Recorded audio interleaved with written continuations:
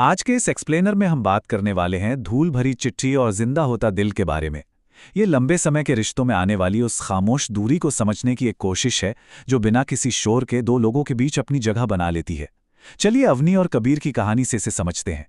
सोचिए, शाम का वक्त है, हल्की हल्की बारिश हो रही है और बालकनी में 2 कप गर्मा गर्म चाय रखी है।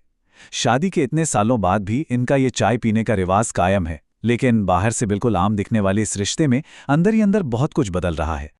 अब इस पूरी कहानी की जो नींव है ना, वो एक बहुत ही गहरी सोच पर टिकी है। रिश्ते अचानक नहीं टूटते, वे धीरे धीरे अनदेखी से दूर होते हैं। अक्सर हमें लगता है कि कोई बहुत बड़ा झगड़ा हुआ होगा या कोई धोखा मिला होगा तभी रिश्ता टूटा, लेकिन सच बताऊं, ज्यादातर रिश्ते किसी बड़े तूफान की वजह से नहीं बल्कि रोजमर्रा की छोटी छोटी अनदेखी से कमजोर पड़ जाते हैं। जैसे किसी पत्थर पर लगातार पानी की बूंदें गिरती रहें तो वो भी कटने लगता है ना? बिल्कुल वैसा ही अवनी और कबीर के साथ भी ठीक यही हो रहा था। यहाँ एक बड़ा ही दिलचस्प विरोधाभास देखने को मिलता है। एक तरफ तो उनका रिवाज है हर शाम बालकनी में साथ बैठकर गर्म चाय पीना, जो कि शारीरिक रूप से साथ होने का एक बेहतरीन उदाहरण है। लेकिन दूसरी तरफ उनकी हकीकत क्या है? बातचीत लगभग ना के बराबर है। कोई बड़ी लड़ाई नहीं हो रही, बस एक अजीब सी खामोशी है। ये बहुत ही अजीब स्थिति है। दोनों रोज एक दूसरे के पास बैठ रहे हैं, लेकिन भावनाओं के स्तर पर वो मीलों दूर जा चुके हैं। आमतौर पर मान लिया जाता है कि अगर लड़ाई नहीं हो रही तो सब चंगा है, पर याद रखिए, रिश्ते में खामोशी का मतलब हमेशा शांति नहीं होता। कई बार ये इस बात का सबूत होता है कि दोनों ने एक दूसरे से संवाद करना ही छोड़ दिया है। और फिर कहानी में एक ऐसा मोड़ आता है जो इस ठहरे हुए माहौल को एकदम तोड़ देता है। बाहर बारिश हो ही रही है और अचानक से बत्ती गुल हो जाती है। पूरा घर अंधेरे में डूब जाता है। अब देखिए, ये बिजली का जाना सिर्फ एक घटना नहीं है, ये एक तरह का ट्रिगर है। घर का वो बाहरी अंधेरा असल में उनके रिश्ते के उस अंदरूनी अंधेरे को सामने ले आता है जिसे वो अब तक नजरअंदाज कर रहे थे। इस अंधेरे की वजह से उन्हें उस खामोश बालकनी से उठना पड़ता है। मोमबत्ती ढूंढने के लिए दोनों को साथ मिलकर घर के अंदर जाना पड़ता है। इस एक छोटी सी घटना ने उनके उस उबाऊ रूटीन को तोड़ दिया और दोनों को एक साझा मकसद दे दिया, रोशनी की तलाश। रोशनी ढूंढते ढूंढते वो घर के उस हिस्से में पहुंच जाते हैं जो सालों से बंद पड़ा था, एक पुराना स्टोर रूम। और वहां क्या मिलता है? उनकी पुरानी यादें, फोटो एल्बम, कुछ पुराने गिफ्ट्स और शादी की सजावट का सामान। ये बंद और धूल भरा कमरा दरअसल उनके साथ बिताए हुए जीवन के उस हिस्से का एक बहुत ही शक्तिशाली प्रतीक है जिसे वो कहीं पीछे छोड़ आए थे। ये सारी चीजें उनके प्यार की, उनकी शुरुआत की सुनहरी यादें हैं, लेकिन इन सब पर धूल जमी हुई है। ठीक वैसे ही जैसे रोजमर्रा की भागदौड़ में उनके रिश्ते पर और उनकी खूबसूरत यादों पर वक्त की धूल जम गई थी। उस कमरे का दरवाजा खुलना मानो उनके रिश्ते के बीते हुए कल का दरवाजा खुलने जैसा था। तभी उस धूल भरे कमरे में उन्हें एक डिब्बा मिलता है और इस डिब्बे पे एक बहुत ही गहरी बात लिखी है। जब कभी रिश्ते में चुप्पी बढ़ जाए, इसे पढ़ लेना। ये सिर्फ एक लाइन नहीं है, ये तो एक बहुत बड़ा भावनात्मक सहारा है।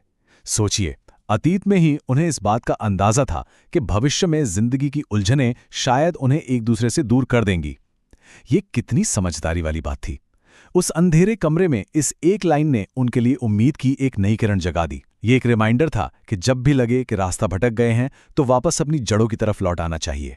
चलिए, अब इस चिट्ठी के अंदर जो बातें लिखी हैं उन्हें थोड़ा डिकोड करते हैं। ये बातें किसी भी रिश्ते की बुनियाद हो सकती हैं। पहली बात, प्यार को हमेशा किसी बहुत बड़े प्रयास या दिखावे की जरूरत नहीं होती। प्यार तो छोटे छोटे पलों में बस साथ होने के एहसास में होता है। दूसरी और सबसे जरूरी बात, चुप्पी का मतलब ये कतई नहीं है कि प्यार खत्म हो गया है। अक्सर मान लिया जाता है कि पार्टनर बात नहीं कर रहा तो प्यार नहीं करता, लेकिन तीसरी बात इसका असली कारण बताती है। लोग अक्सर अपनी जिंदगी की भागदौड़ में ना बुरी तरह थक जाते हैं। वो शारीरिक थकान धीरे धीरे मानसिक थकान बन जाती है और ऐसे वक्त में, जैसा कि चौथी बात कहती है, उन्हें किसी ताने या शिकायत की नहीं बल्कि थोड़ी सी समझ और हमदर्दी की जरूरत होती है। यहां धूल का असली मतलब समझना बहुत जरूरी है। ये सिर्फ वो मिट्टी वाली धूल नहीं है जो एल्बम या डिब्बों पर पड़ी थी। असल में ये धूल उस थकान, रोजमर्रा की भागदौड़ और एक नीरस रूटीन का प्रतीक है। जैसे बंद कमरों में रखी चीजों पर बिना किसी आवाज के धीरे धीरे धूल की परतें जम जाती है ना, और उनका असली रंग छिप जाता है, बिल्कुल वैसे ही लंबे समय तक चलने वाले रिश्तों में भी जिम्मेदारियों और तनाव की धूल जमने लगती है, और ये धूल जज्बातों को ढक लेती है। प्यार वहीं मौजूद रहता है, कहीं नहीं जाता, बस उसे इस धूल के नीचे से बाहर निकालने की जरूरत होती है। अब इस चिट्ठी को पढ़ने के बाद का जो गंभीर माहौल था ना, उसे कबीर के एक डायलॉग ने पूरी तरह बदल दिया। वो कहता है, लगता है ये चिट्ठी हमारे फ्यूचर वाले वर्जन ने भेजी थी।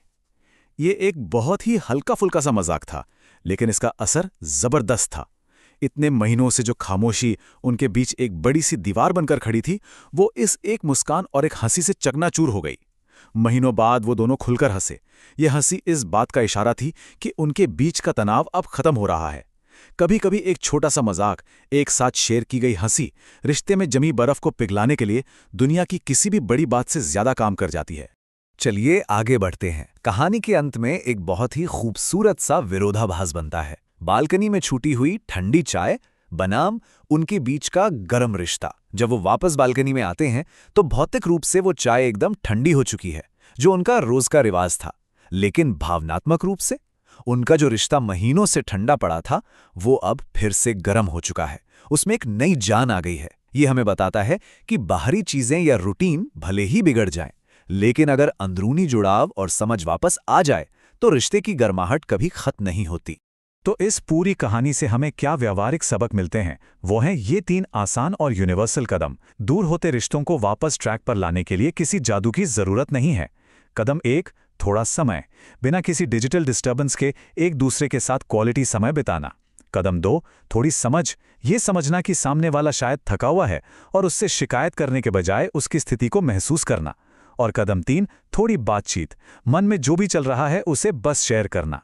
यकीन मानिए, बस ये 3 छोटे छोटे कदम ही उस जमी हुई धूल को साफ करने और दूरियों को मिटाने के लिए काफी होते हैं। अंत में हम इस चर्चा को एक बहुत ही गहरे सवाल के साथ खत्म करेंगे।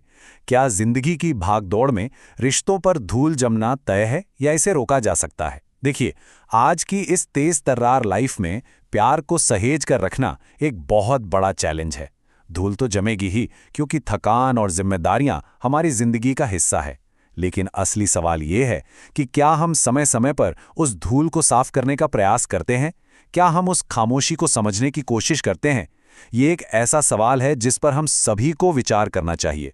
उम्मीद है कि ये एक्सप्लेनर रिश्तों की इस खामोशी को समझने में जरूर मददगार साबित होगा।